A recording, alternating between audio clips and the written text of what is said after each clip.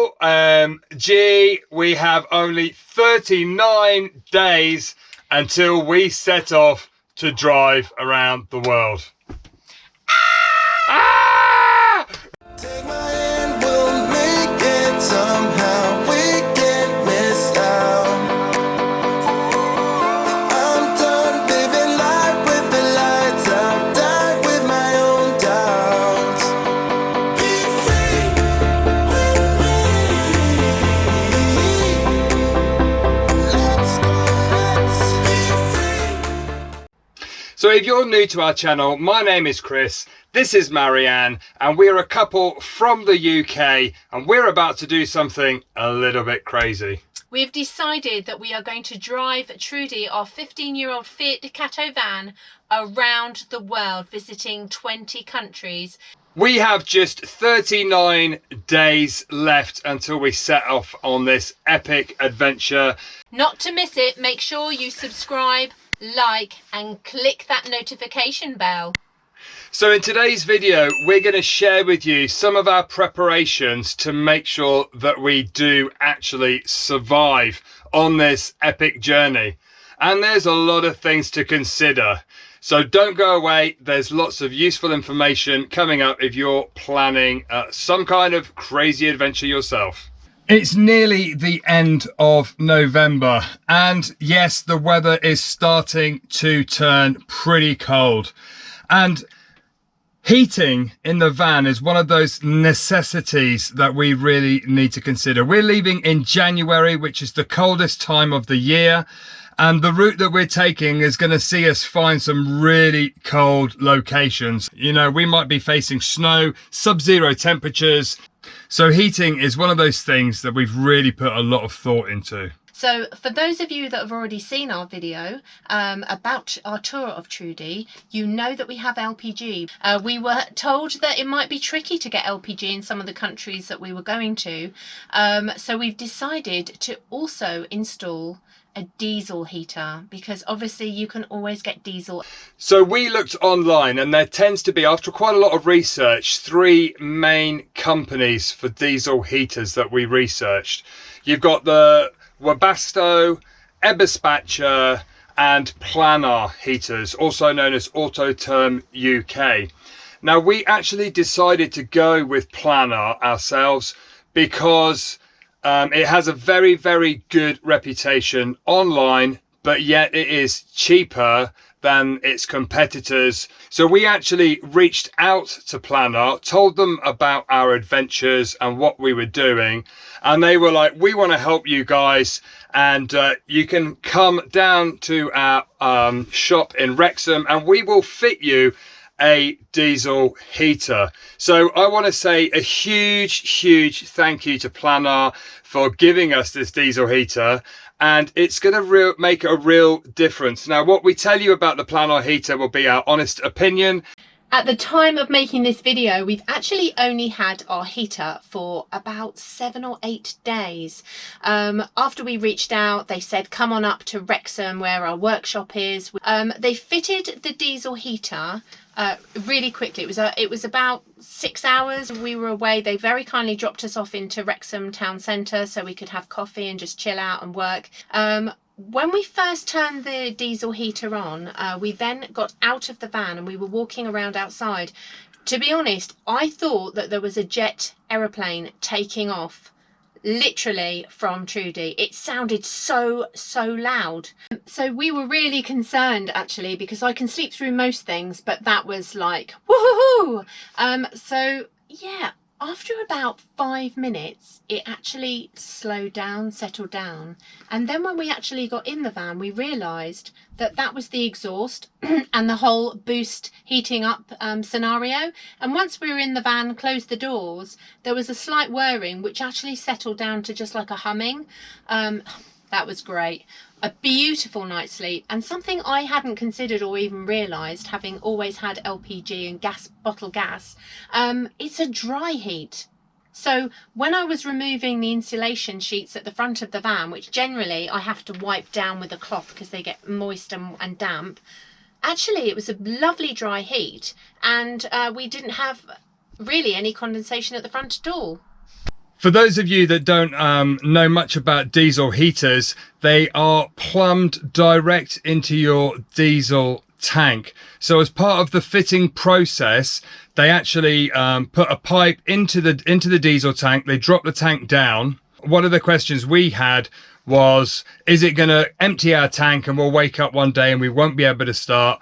Don't worry, because the actual diesel heater will only work when it's a quarter of a tank or more. So it always leaves you enough diesel in your tank so you can get to a petrol station to get more. When we went to get our diesel heater fitted, we had intentionally run the diesel tank low because we're aware that they have to drop the tank, and the weight of the full tank could be too much for them. So if you do go and have a diesel heater fitted, make sure you haven't got a full tank. So yeah, so ideally it should be between sort of a quarter and half a tank.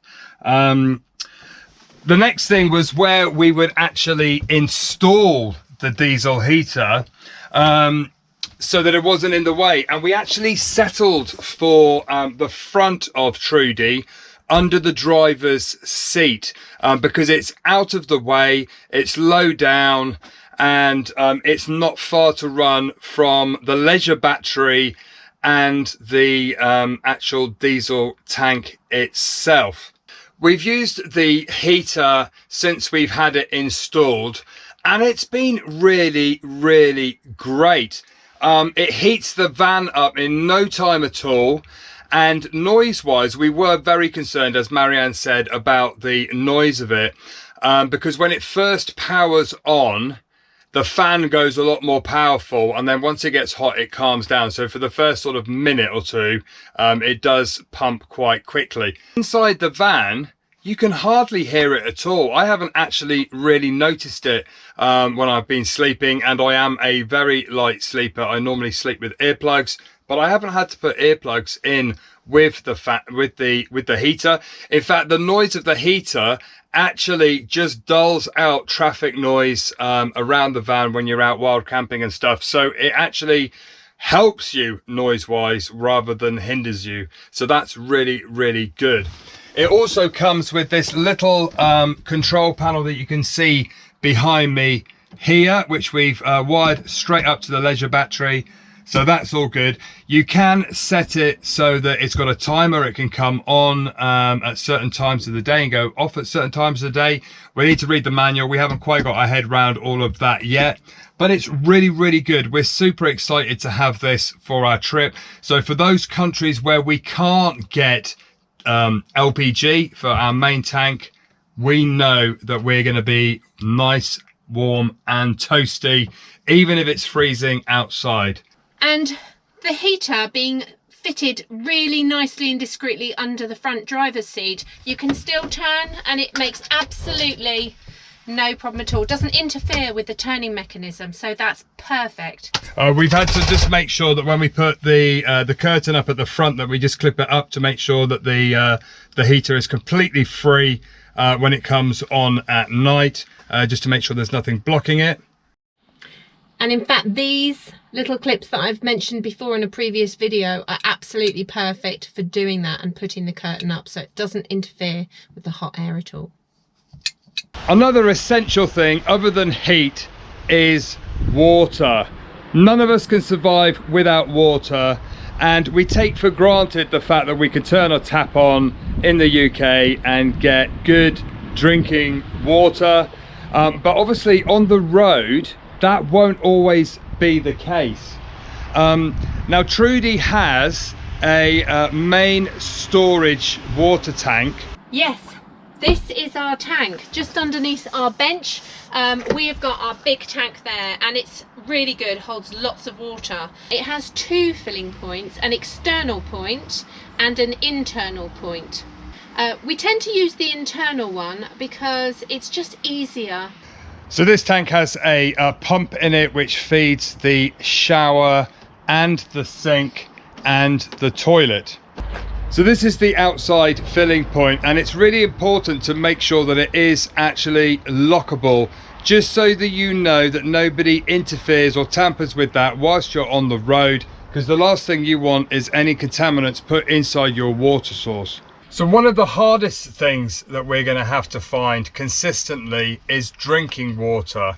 And yes, Europe has water that you can drink from the tap, but when you get into the more remote locations, we're not just going to be able to find a tap. And obviously finding a tap on the road isn't the easiest of things. We try and avoid buying loads of plastic bottles as we travel around for obviously environmental issues. And so we've come up with a number of other alternatives.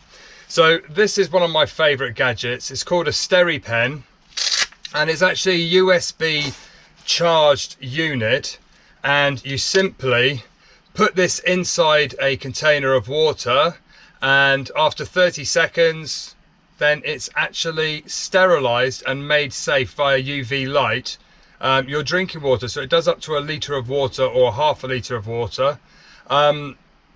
Really great gadget. We've used this backpacking a lot, particularly good for small quantities or just a drinking bottle.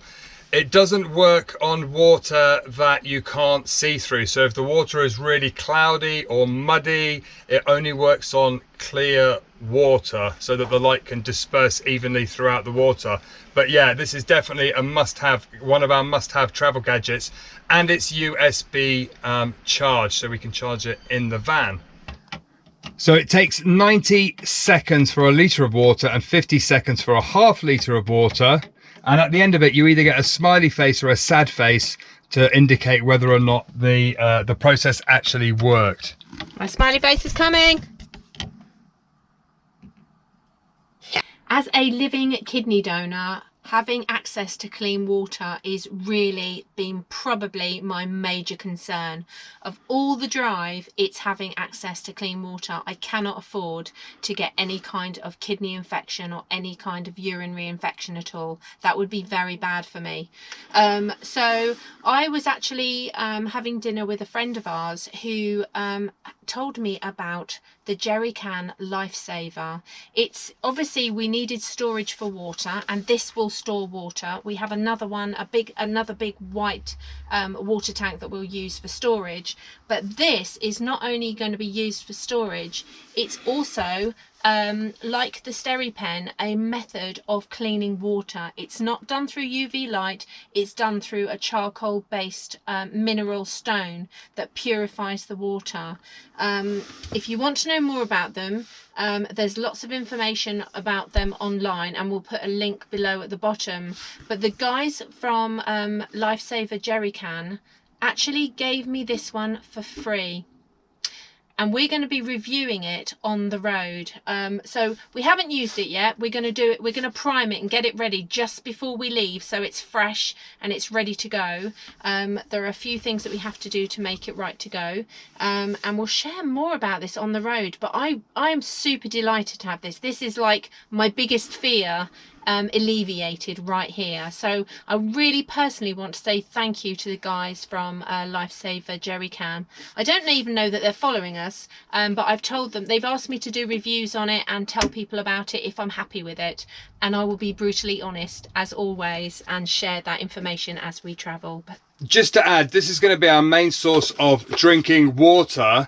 It's going to make any tap water safe to drink, which is super cool, and it does it in bulk. The SteriPen is great for like half a litre of drinking water, but this is going to be our main source in the van. And apparently we can use it to drink from streams and rivers and lots of different sources of water. So this really could be a life-saving gadget, and probably one of the most important gadgets that we're taking with us on this trip. in fact, I want to add, I don't know any of our friends that have motorhomes or vans that don't actually have that little niggling doubt and worry in the back of their heads. A lot of people say to me, how do you clean your tank, and how do you do this, and how do you do that with your water, and how do you clean your pipes out? So I think everybody ultimately has that little concern. So for me, this is just like, because we boil it, we SteriPen it, but this, to be able to do it in bulk,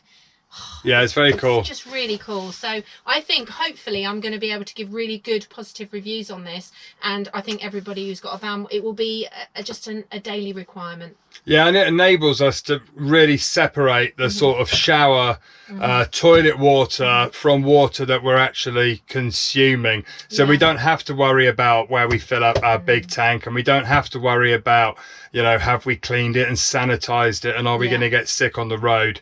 Because getting sick in a 6-meter van is not going to be a pleasant experience, and something that we really need to try and avoid. But for those of you that are concerned that we're cleaning our water tank, we are. We do. We do. But and we will be using this purely for drinking water. Yeah, super. Although it does come, the kit they sent us came with a shower. So obviously when you're washing your hair and you don't get any contaminated water in your mouth. But I close my mouth. But also, who's to say that our shower pump doesn't go on the road?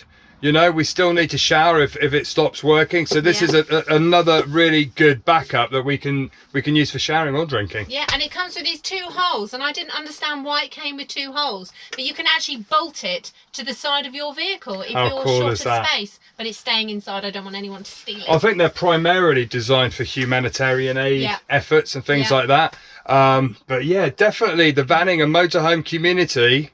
If you're away from campsites with non-drinking water, this is genius. Yeah, this we need really is check genius. it out though. I want to check it out and do a we'll review try it and see how easy it is to prime it, to set it up. I'll be sharing that as I go. There's the pumping mechanism. We're also carrying a spare jerry can specifically for water, with the purpose of drinking water. So that's really great. Just gives you that bit of extra capacity. You never know, we might break down in the desert somewhere and not have trouble getting picked up for a couple of days.